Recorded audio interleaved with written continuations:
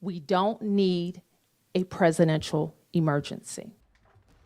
New this morning, the Washington Post is reporting that Congress will not vote on extending President Donald Trump's 30-day emergency order. It comes after D.C. Mayor Muriel Bowser reiterated yesterday that she doesn't think it's necessary. But that doesn't mean the federal presence is going away. Our Randy Ayala is live outside the Capitol this morning with what it means for the district and what we learned about the mayor's federal exit strategy. Good morning. Yeah, good morning to both of you. The current federal order here was set to expire September 10th next week unless extended by Congress. But new reporting from the Washington Post here suggesting that there's no plans in either the House or the Senate to take up a vote on an extension. Mayor Bowser signed an executive order allowing indefinite coordination between local and federal law enforcement, meaning a vote by Congress is not really necessary to keep the federal presence in place in the district. Mayor Bowser says the goal is to lay out a future beyond the president's order. Let me tell you without equivocation that the mayor's order does not extend the Trump emergency. In fact, it does the exact opposite.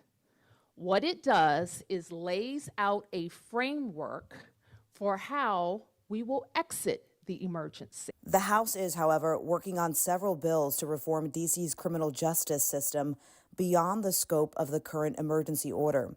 One proposal would remove D.C.'s Attorney General Brian Schwab, who just announced he's running for re-election.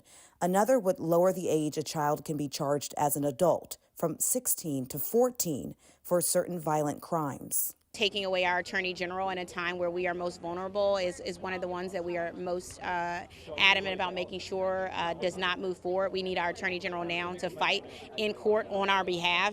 White House officials say the federal surge has resulted in more than 1,800 arrests and 188 guns taken off D.C. streets. The president's executive order placing federal agents in the district will expire next Wednesday, but National Guard troops have had their D.C. orders extended through December. All right, Mayor Bowser recently announcing a new bargaining agreement with MPD, and now D.C. Council is set to take up a 13% pay increase for officers when they return in 2 weeks. Now, a big part of this bargaining agreement, or the reason behind it, was this federal presence, and we're hearing that from D.C. Police Union. Guys.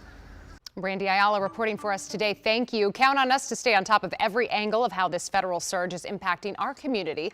Stream our coverage anytime on WUSA 9 Plus, and you can download Plus, by the way, on your smart TV and watch for free.